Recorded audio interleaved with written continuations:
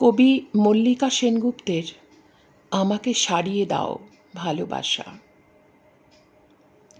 প্রতিদিন ভোর হয়, জীবন স্রোতের মতো চলে। কারো কারো ভোরে আর একদিন সূর্য ওঠে না। সূর্যকে আমি তাই ভয়ঙ্কর দিব্যি দিয়ে বলি, আমি না জাগলে তুমি উঠবে না ভোরের আকাশে। আমি না থাকলে সূর্য উঠবে কি করে? কি করে ফসল হবে নবান্নের মাঠে?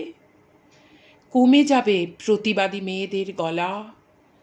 পৃথিবীটা মুহূর্তের জন্য থেমে যাবে। তোমার কপাল রেখা কাঁপে তীর তীর। তোমার বুকের মধ্যে উদ্বেগ নড়ছে, তোমার মুখের মধ্যে শুশ্রূষার মুখ। আমাকে সারিয়ে তোলে তোমার সাহস। একটু একটু করে আমি সেরে উঠি, একটু একটু করে জল দাও তুমি।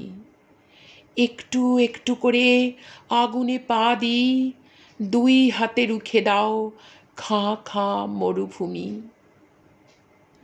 40 চাঁদের আয়ু না বুঝে লিখেছি, এখনো অনেক কাজ বাকি আছে। যাবই না আমি। 2-10 বছর আরও তোমাদের জ্বালাবো পোড়াবো। না রে মৃত্যু, আজ আর তোর জন্য সময় হবে না। শিশির তোমার কেন কোনো দিন অসুখ করে না? রোদ্দুর কখনো বুঝি মন খারাপ হয় না তোমার? সারস তোমাকে কেউ প্রতারণা করেনি কখনো? আমিও শিশির হয়ে, রোদ্দুর সারস হয়ে থেকে যেতে চাই পৃথিবীতে।